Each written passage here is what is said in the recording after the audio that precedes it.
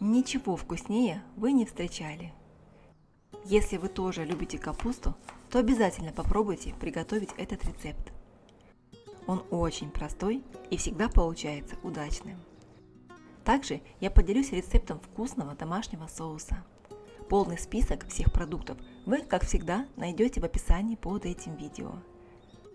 Для начала 2 яйца разбейте в глубокую миску.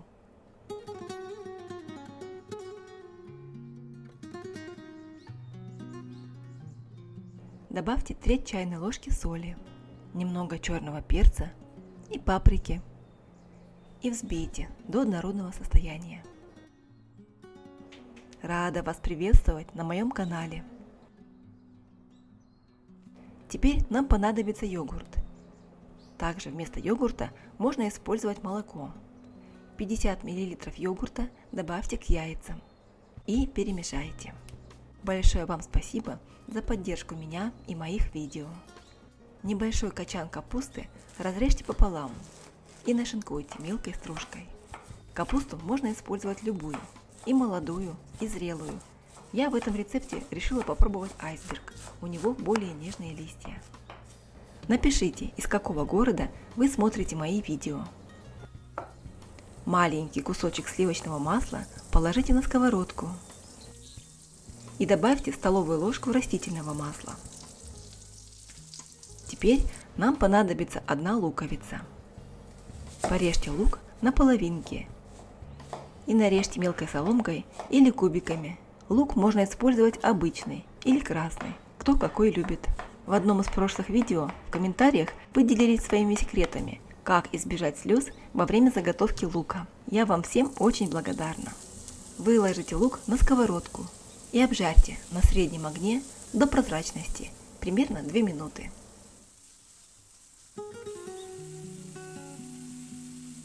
Одну крупную сочную морковь натрите на мелкой терке. Морковь добавит сочность и приятный оттенок вкуса этому блюду.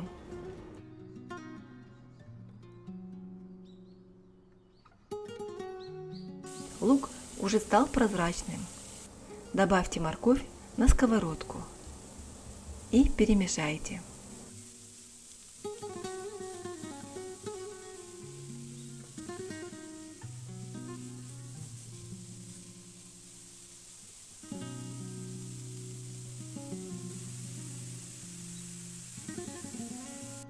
Пора вспомнить о капусте.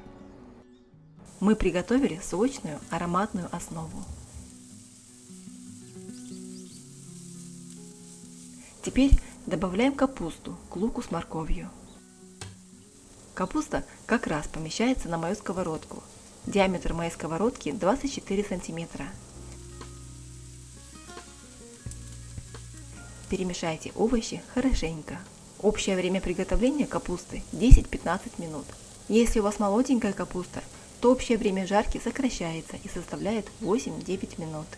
Теперь нам понадобится 2 зубчика свежего чеснока или чайная ложка сушеного. Чеснок раздавите ножом и измельчите. Я люблю использовать чеснок с капустой, он с ней очень сочетается. Еще раз перемешайте капусту так, чтобы она обжаривалась равномерно. Добавьте чеснок, пол чайной ложки соли, чайную ложку паприки, 3 чайные ложки черного перца, пол чайной ложки куркумы и чайную ложку прованских трав. Хорошо перемешайте все ингредиенты. Пряности и специи всегда добавляют особый вкус к любому блюду.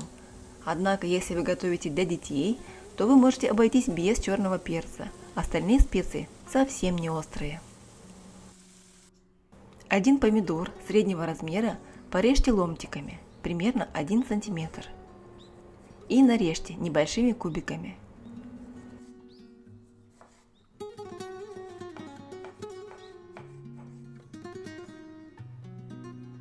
Добавьте помидор на сковородку к остальным овощам.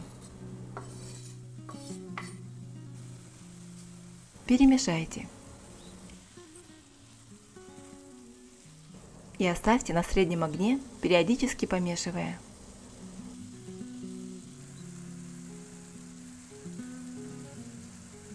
Небольшой пучок свежей петрушки мелко порубите. Также можно использовать любую зелень, какую вы любите, в любом виде, свежую, сушеную или замороженную. Капуста обжарилась и протушилась. Она стала сочной и мягкой.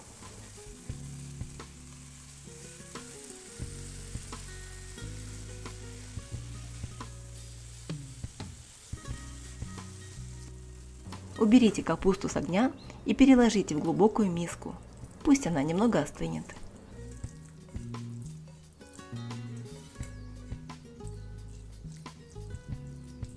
Теперь нам понадобится 50 грамм овсянки. Я беру овсянку долгой варки, она более полезная. Измельчите овсянку любым удобным способом, в муку мелкого или грубого помола. Добавьте взбитые яйца к остывшей капусте. Перемешайте.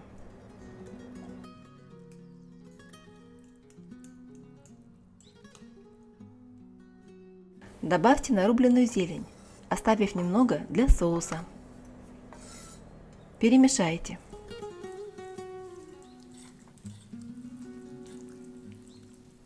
«50 грамм сыра натрите на крупной терке. Сыр можно брать любой, какой любите. Пармезан, гауда, сулугуни или даже адыгейский сыр.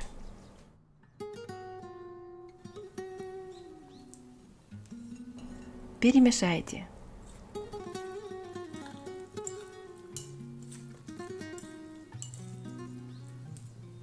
Несколько стеблей зеленого лука нарежьте кольцами.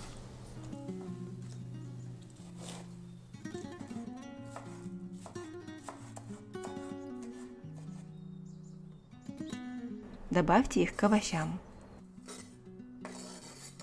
и перемешайте.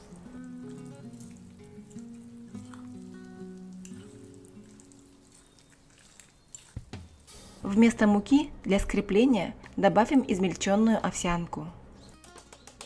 Этого количества достаточно, чтобы капустные драники были очень нежные и сочные. Тесто должно получиться не очень густым. На разогретую сковородку налейте 2 столовых ложки растительного масла.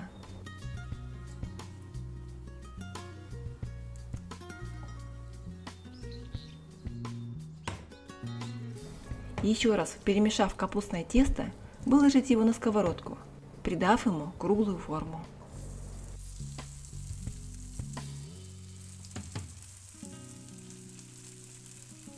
Высота капустного драника примерно 2 см.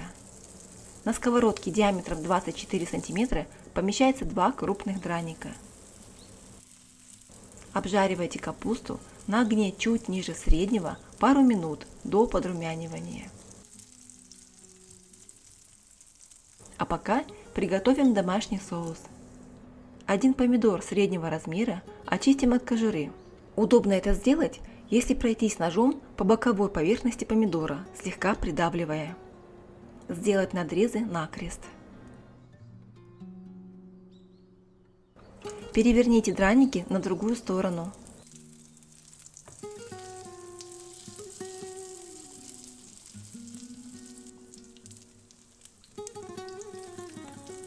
И жарьте до подрумянивания. С помидора снимите кожицу.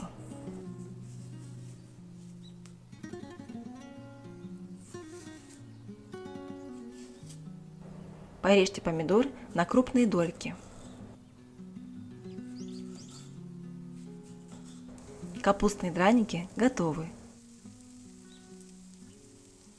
Выкладываем их на блюдо. Бумажное полотенце стелить не обязательно, поскольку они почти не впитывают масло.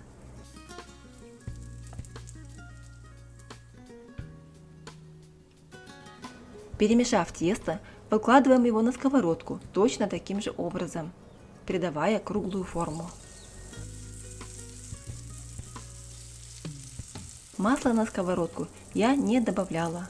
Такие драники впитывают очень мало масла, поэтому добавлять его можно через 2-3 захода обжарки теста.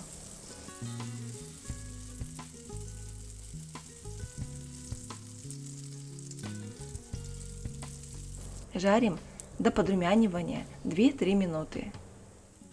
Из долек помидоров удалите серединку и семена. Таким образом, текстура соуса будет более гладкая и соус не будет слишком жидкий.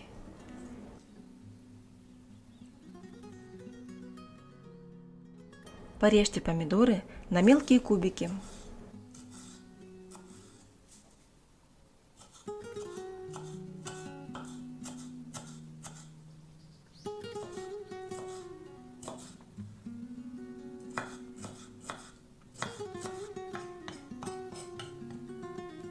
Подрумянившиеся снизу капустные драники переверните на вторую сторону.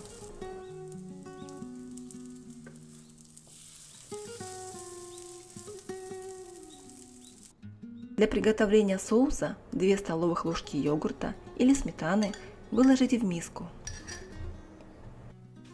Добавьте столовую ложку майонеза. Добавьте измельченные помидоры.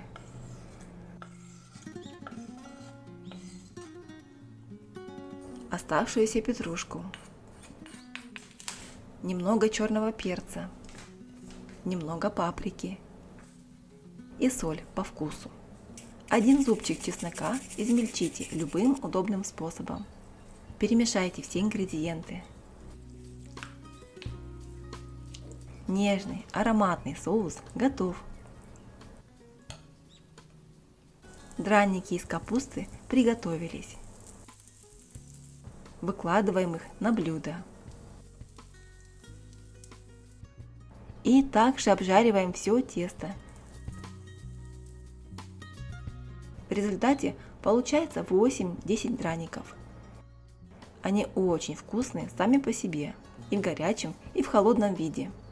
Ну, конечно же, еще вкуснее подавать их с домашним соусом. Так их вкус раскрывается еще больше.